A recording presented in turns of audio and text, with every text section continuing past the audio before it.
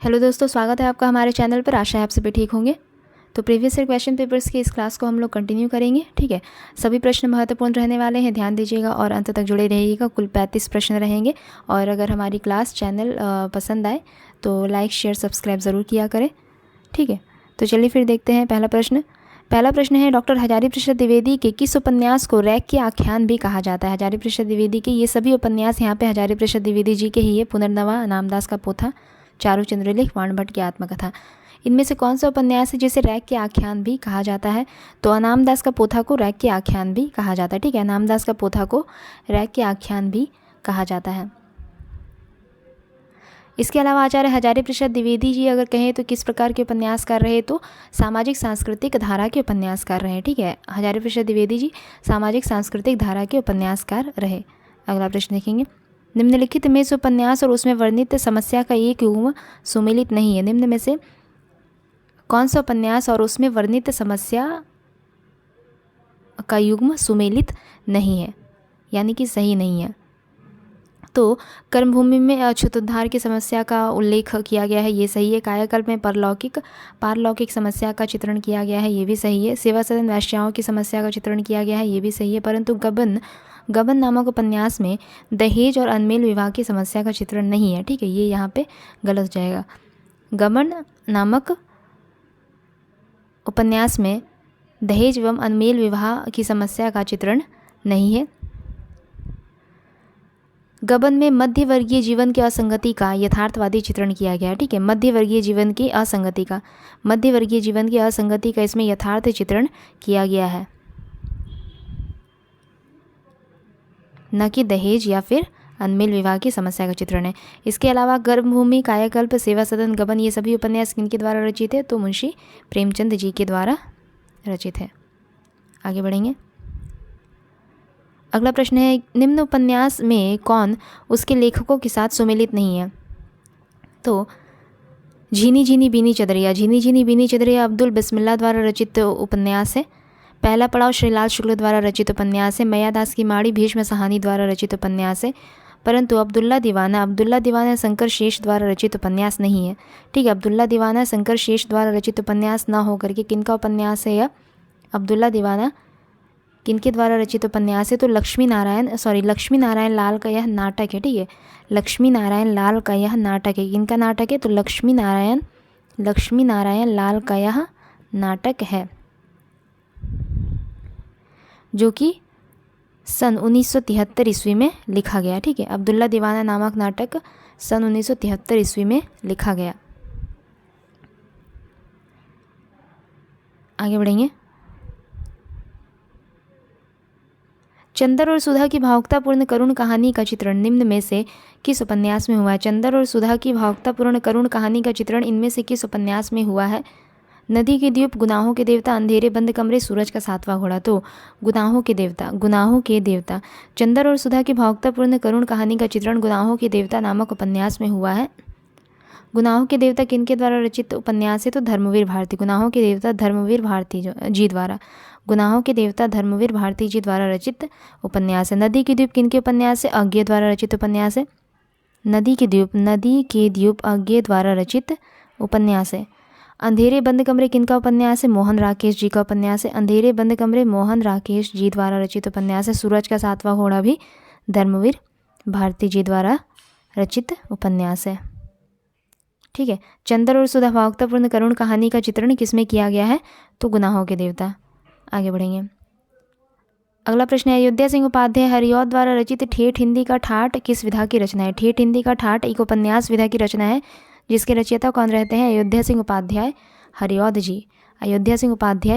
जी। ठीक है, ठेठ हिंदी का ठाठ का प्रकाशन वर्ष क्या रहा? तो 1899 ईस्वी। ठेठ हिंदी का ठाठ का प्रकाशन वर्ष रहा 1899 ईस्वी। हरिऔध जी किस युग के कवि रहे? तो द्विवेदी युग के। हरिऔध जी द्विवेदी युग के कवि रहे। ठीक है, इनका जन्म 1865 तथा मृत्यु 1947 ईस्वी में हुई। इसके अलावा गणपति चंद्रगुप्त ने हरिऔध जी को आधुनिक काल का सूरदास कहा है। ठीक है, प्रश्न आ सकता है कि हरिऔध जी को आधुनिक काल का सूरदास किसने कहा है? तो गणपति चंद्रगुप्त ने हरिऔध जी को, अयोध्या सिंह उपाध्याय हरिऔध जी को क्या कहा है? आधुनिक काल का सूरदास कहा है। आधुनिक काल का सूरदास कहा है। किसने? तो गणपति चंद्रगुप्त ने। किसे कहा है? अयोध्या सिंह उपाध्याय हरिऔध को कहा है। अयोध्या सिंह उपाध्याय हरिऔध द्वारा रचित एक प्रसिद्ध रचना है जिसके बारे में काफ़ी पूछा जाता है, प्रिय प्रवास। क्या नाम है उस रचना का? तो प्रिय प्रवास। ठीक है, प्रिय प्रवास। इसके अलावा अधखिला फूल, अधखिला फूल भी काफ़ी पूछा जाता है जो कि हरिऔध जी द्वारा ही रचित है।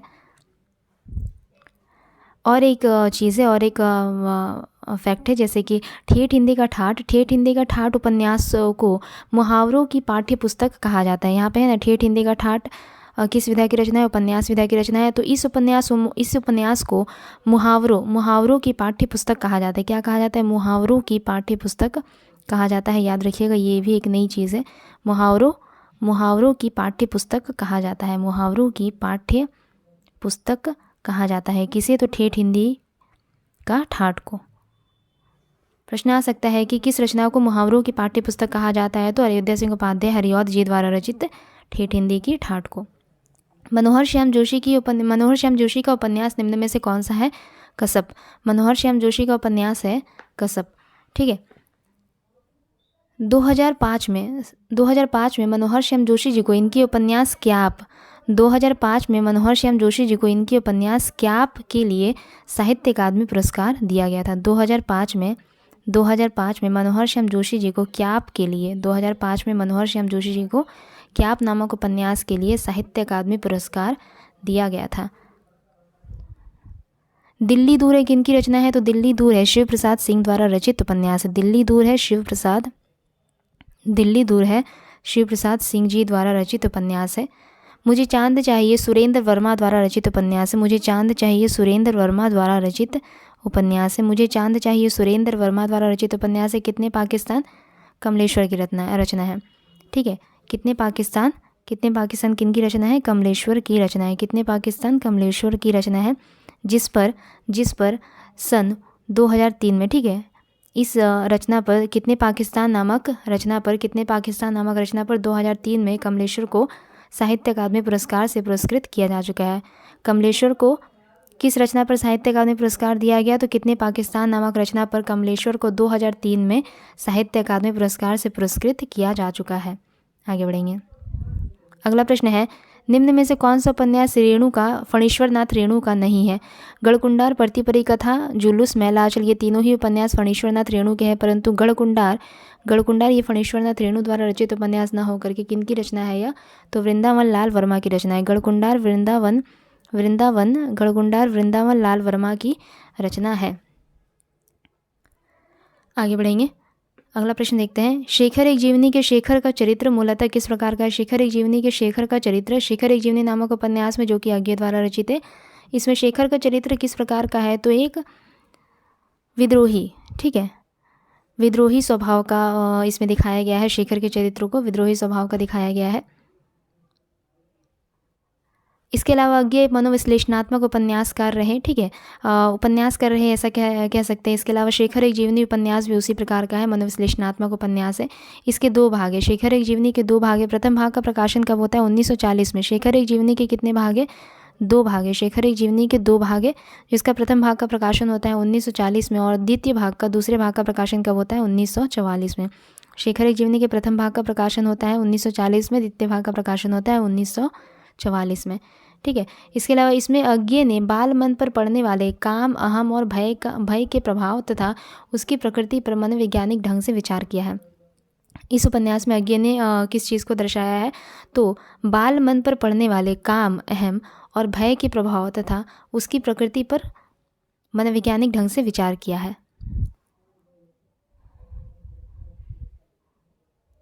अर्थात कहे तो बाल मन की विकृतियों को दर्शाया है। अगला प्रश्न देखते हैं। सुमेलित करना है आगे हमें। कुरु कुरु स्वाहा राजकमल चौधरी, मछली मरी हुई अब्दुल बिस्मिल्लाह, काला जल मनोहर श्याम जोशी, जीनी जीनी बीनी चदरिया शानी। तो कुरु कुरु स्वाहा किनकी रचना है? मनोहर श्याम जोशी। कुरु कुरु स्वाहा किनके द्वारा रचित उपन्यास है? मनोहर श्याम जोशी द्वारा रचित उपन्यास है। मछली मरी हुई राजकमल चौधरी द्वारा रचित उपन्यास है।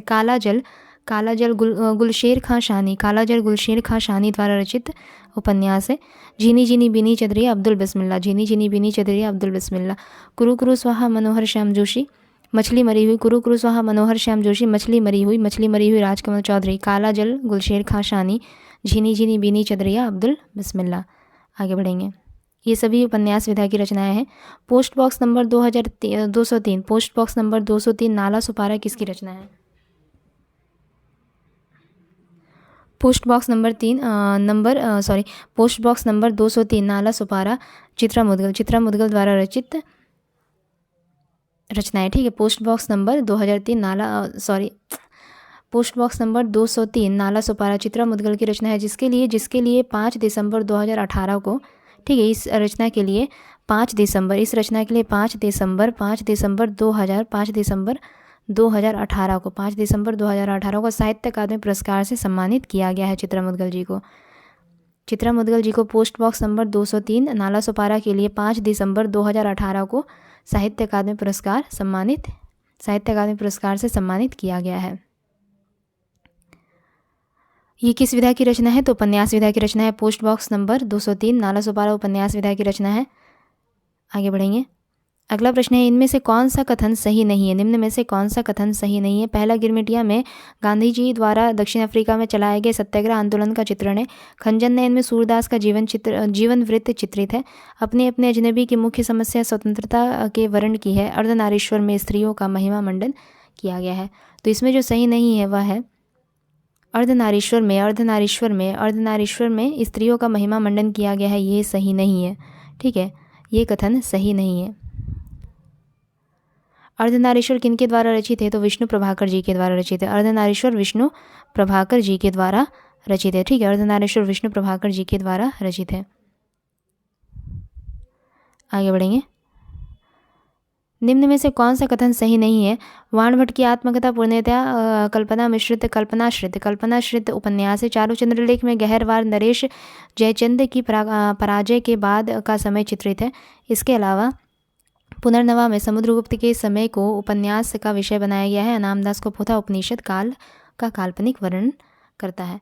तो इसमें जो सही नहीं है वह है वाणभट्ट की आत्मकथा पूर्णतया कल्पनाश्रित उपन्यास है, यह सही नहीं है। ठीक है, बाकी तीनों कथन सही है, परंतु वाणभट्ट की आत्मकथा पूर्णतः कल्पनाश्रित उपन्यास है ऐसा कहना सही नहीं है। वाणभट्ट की आत्मकथा किनके द्वारा रचित है? हजारी प्रसाद द्विवेदी जी के द्वारा रचित उपन्यास है। काफ़ी बार यह पूछा जा चुका है। इसका प्रथम प्रकाशन कब हुआ? सन 1946 ईस्वी में। ठीक है, इसका प्रथम प्रकाशन कब होता है? सन 1946 ईस्वी में। इस उपन्यास में प्राचीन कवि वाणभट्ट के बिखरे जीवन सूत्रों को कलात्मकता के साथ दिखाया गया है। ठीक है, इसमें वाणभट्ट और हर्ष के जीवन चरित्र को दिखलाया गया है। हर्षकालीन सभ्यता और संस्कृति का चित्रण किया गया है वाणभट्ट की आत्मकथा नामक उपन्यास में। आगे बढ़ेंगे। प्रकाशन वर्ष की दृष्टि से प्रेमचंद की औपन्यासिक कृतियों का सही अनुक्रम क्या हो जाएगा? प्रकाशन वर्ष की दृष्टि से प्रेमचंद की औपन्यासिक कृतियों का सही अनुक्रम क्या हो जाएगा? तो इसका सही अनुक्रम है सेवा सदन का प्रकाशन वर्ष रहा 1918। सेवा सदन का प्रकाशन वर्ष क्या रहा? 1918। इसके बाद रंगभूमि का प्रकाशन वर्ष क्या रहता है? रंगभूमि का प्रकाशन वर्ष रहा 1925। कर्मभूमि का प्रकाशन वर्ष क्या रहा? कर्मभूमि का प्रकाशन वर्ष रहता है 1932। और गोदान का प्रकाशन वर्ष क्या रहा? 1936। तो ये इसका सही अनुक्रम हो गया। सबसे पहले सेवा सदन 1918, रंगभूमि 1925, कर्मभूमि 1932, गोदान 1936। आगे बढ़ते हैं। छायामत छूना मनीष उपन्यास के लेखक कौन रहे? छायामत छूना मनीष उपन्यास के लेखक कौन रहते हैं? तो छायामत छूनामन उपन्यास के लेखक रहे हिमांशु जोशी। छायामत छूनामन उपन्यास के लेखक रहे हिमांशु जोशी। अगला प्रश्न देखेंगे। झूठा सच के दूसरे भाग का शीर्षक क्या हो जाएगा? झूठा सच किनके द्वारा रचित उपन्यास है? यशपाल द्वारा रचित उपन्यास है। झूठा सच यशपाल द्वारा रचित उपन्यास है। इसका दूसरे भाग का शीर्षक पूछा गया है। ठीक है, झूठा सच के दूसरे भाग का शीर्षक क्या हो जाएगा?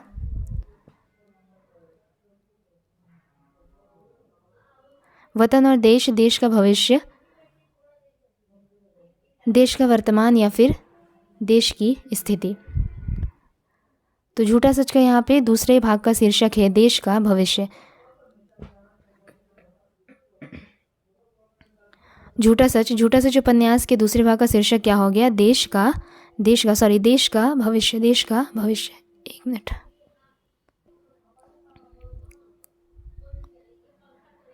झूठे सच के दूसरे भाग का शीर्षक क्या हो गया? देश का भविष्य। देश का भविष्य।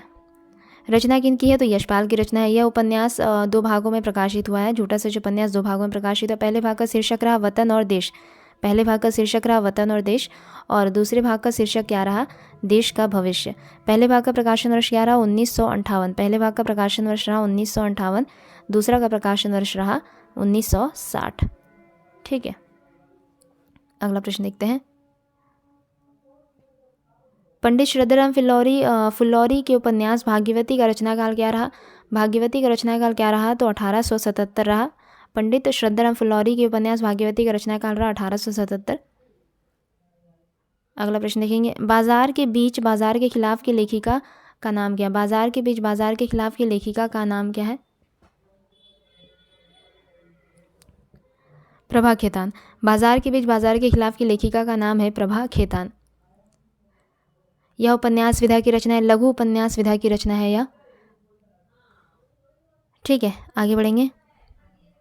उपेंद्रनाथ अश्क का उपन्यास गर्म राख किस सन में प्रकाशित हुआ?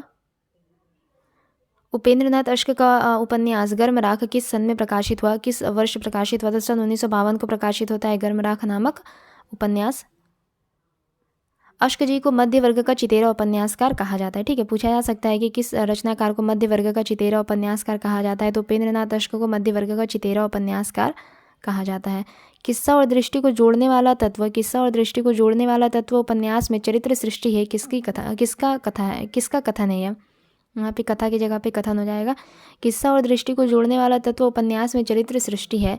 यह कथन किनका है? तो यह कथन है रामस्वरूप चतुर्वेदी जी का। यह कथन है रामस्वरूप चतुर्वेदी जी का। रामस्वरूप चतुर्वेदी जी ने हिंदी साहित्य और संवेदना का विकास नामक इतिहास ग्रंथ लिखा। रामस्वरूप चतुर्वेदी जी का ऐतिहासिक ग्रंथ का नाम क्या? हिंदी साहित्य और संवेदना का विकास। मैं यहाँ पे लिख दे रही हूँ हिंदी साहित्य और संवेदना का विकास। ठीक है, हिंदी साहित्य और संवेदना का विकास। हिंदी साहित्य और संवेदना का विकास। हिंदी साहित्य और संवेदना का विकास। यह किनके ऐतिहासिक ग्रंथ है? रामस्वरूप चतुर्वेदी जी का ऐतिहासिक ग्रंथ है। इस ग्रंथ पर इन्हें सन 1996 ईस्वी में कौन सा सम्मान दिया गया? व्यास सम्मान दिया गया। हिंदी साहित्य और संवेदना का विकास रामस्वरूप चतुर्वेदी जी द्वारा रचित एक ऐतिहासिक ग्रंथ है, जिस पर इन्हें सन 1996 ईस्वी में व्यास सम्मान से सम्मानित किया गया। आगे बढ़ेंगे। चक्करदार चोरी उपन्यास के लेखक कौन रहे? चक्करदार चोरी उपन्यास के लेखक रहते हैं गोपाल राम गहमरी। चक्करदार चोरी उपन्यास के लेखक रहे गोपाल राम गहमरी। इन्हें हिंदी साहित्य में जासूसी उपन्यासों का प्रवर्तक माना जाता है। इन्हें हिंदी साहित्य में जासूसी उपन्यासों का प्रवर्तक माना जाता है। किन्हें? तो गोपाल राम गहमरी को। अगला प्रश्न देखेंगे। निम्न में से कौन सा निराला द्वारा रचित उपन्यास नहीं है? निराला द्वारा रचित उपन्यास निम्न में से कौन सा नहीं है? तो इनमें जो निराला जी द्वारा रचित उपन्यास नहीं है, प्रभावती, अलका, निरुपमा, ये सभी निराला द्वारा रचित उपन्यास है। परंतु पूर्ण प्रकाश निराला द्वारा रचित उपन्यास न होकर के किनका सामाजिक उपन्यास है? तो भारतेंदु हरिश्चंद्र जी का। पूर्ण प्रकाश भारतेंदु हरिश्चंद्र जी का एक सामाजिक उपन्यास है। पूर्ण प्रकाश भारतेंदु हरिश्चंद्र जी का एक सामाजिक उपन्यास है। पूर्ण प्रकाश उपन्यास का पूरा नाम पूर्ण प्रकाश चंद्रभूषण है। ठीक है, इसका पूरा नाम क्या है? पूर्ण प्रकाश चंद्रभूषण। पूर्ण प्रकाश चंद्रभूषण इसका पूरा नाम रहा इस उपन्यास का। यह मराठी से हिंदी में अनुदित है। मराठी से हिंदी में इसका अनुवाद किया गया है इस उपन्यास का। अगला प्रश्न। महत्वाकांक्षा का मोती निष्ठुरता की सीपी में पलता है, यह प्रसाद के किस नाटक का कथन है? अब थोड़े नाटक के प्रश्न आ गए। ठीक है, उपन्यास के प्रश्न लगभग खत्म हो चुके हैं। महत्वाकांक्षा का मोती निष्ठुरता की सीपी में पलता है, यह जयशंकर प्रसाद के किस नाटक से उद्धृत कथन है? तो चंद्रगुप्त नाटक से उद्धृत यह कथन है, जो कि जयशंकर प्रसाद जी द्वारा रचित है। यह कथन इस नाटक में चाणक्य ने चंद्रगुप्त से कहा है। ठीक है, यह कथन किसने किससे कहा है? तो चाणक्य ने किससे कहा है? चाणक्य ने कहा है चंद्रगुप्त से। चाणक्य ने कहा है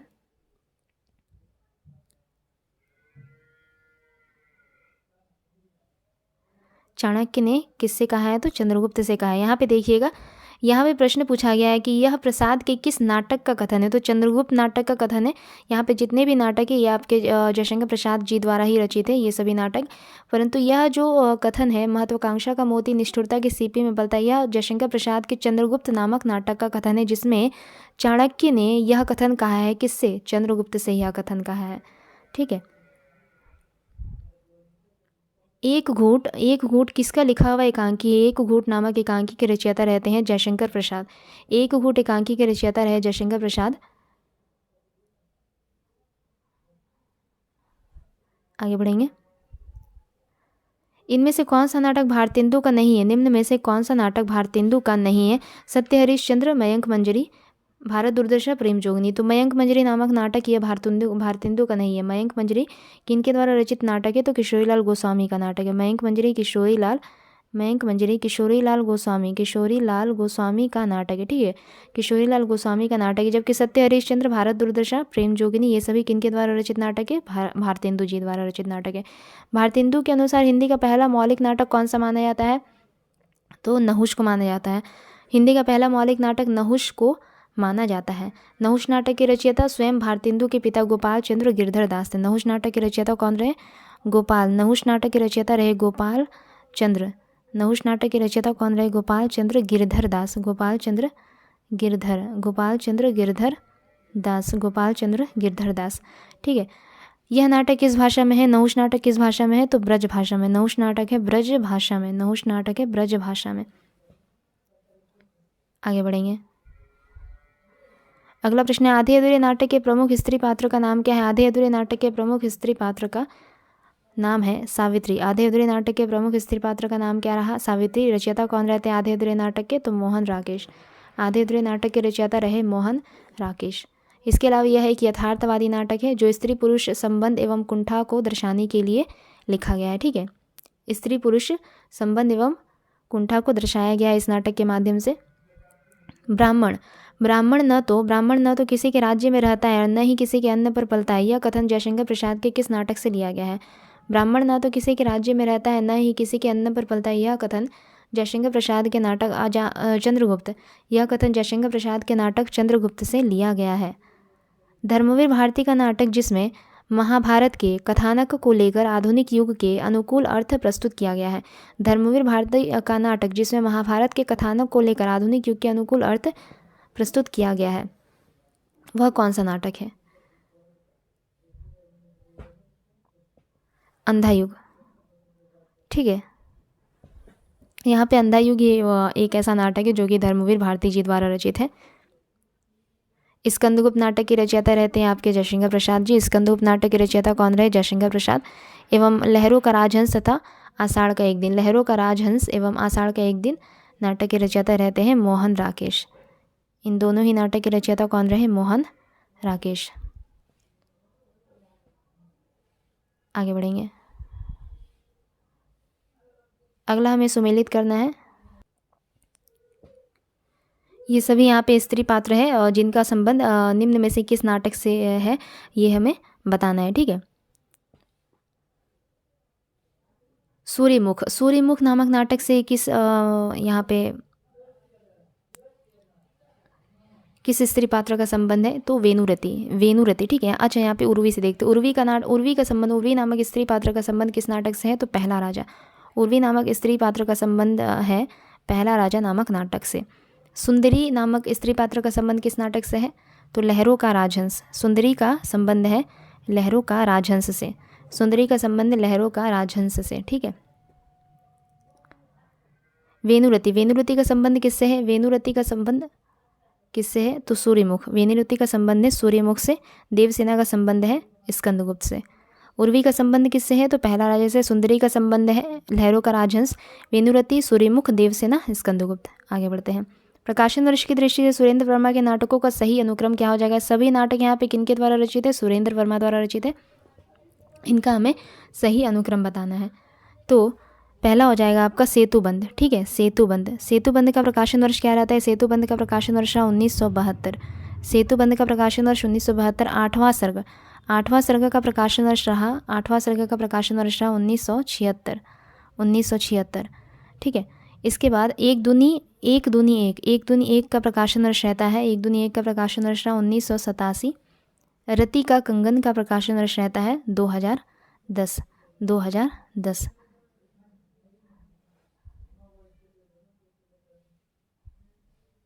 ठीक है, 2010।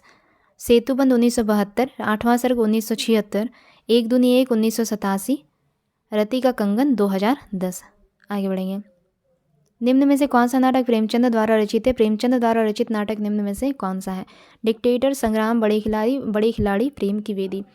तो संग्राम और प्रेम की वेदी ये दोनों ही नाटक इनके द्वारा रचित है, तो मुंशी प्रेमचंद जी द्वारा रचित है।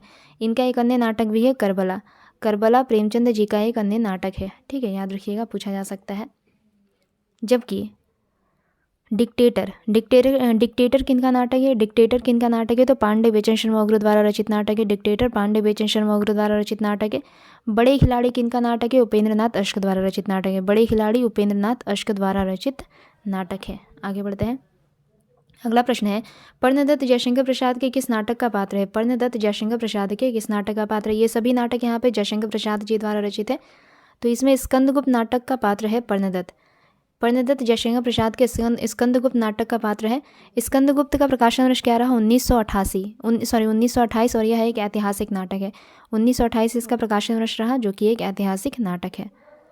निम्न में से किस नाटक का संबंध कालिदास के जीवन प्रसंगों से है? कालिदास के जीवन प्रसंगों से किस नाटक का संबंध है? लहरों का राजहंस, आषाढ़ का एक दिन, एक कंठ विषपाई, देहांतर। तो आषाढ़ का एक दिन नामक नाटक का संबंध कालिदास के जीवन प्रसंगों से है, जो कि मोहन राकेश जी द्वारा रचित है। ठीक है, मोहन राकेश जी द्वारा रचित है आषाढ़ का एक दिन नामक नाटक। अगला प्रश्न है, यह रक्तपात कब तक समाप्त होना है? यह रक्तपात कब तक समाप्त होना है? दोनों पक्षों को खोना ही खोना। उपयुक्त पंक्तियां किस रचना में है? तो यह पंक्तियां हैं अंधा युग नामक रचना से उद्धृत है। ये पंक्तियां अंधा युग नामक रचना से उद्धृत है। ठीक है, अंधा युग किनकी रचना है? तो अंधा युग आपके धर्मवीर भारती जी द्वारा रचित है। ठीक है, अंधा युग धर्मवीर भारती की रचना है। अगला प्रश्न है, सूर्य की अंतिम किरण से सूर्य की पहली किरण तक किस विधा की रचना है? सूर्य की अंतिम किरण से सूर्य की पहली किरण तक नाटक विधा की रचना है। सूर्य की अंतिम किरण से सूर्य की पहली किरण तक नाटक विधा की रचना है, जिसके रचयिता रहते हैं सुरेंद्र वर्मा। ठीक है, रचयिता कौन रहे? सुरेंद्र वर्मा। ठीक है, तो आज का ये हमारा अंतिम प्रश्न रहा। अगली क्लास में जल्दी मिलेंगे। तब तक के लिए अगर आप लोगों को हमारी क्लास अच्छी लगी हो तो कृपया करके चैनल को लाइक, शेयर और सब्सक्राइब ज़रूर करें। ठीक है, धन्यवाद।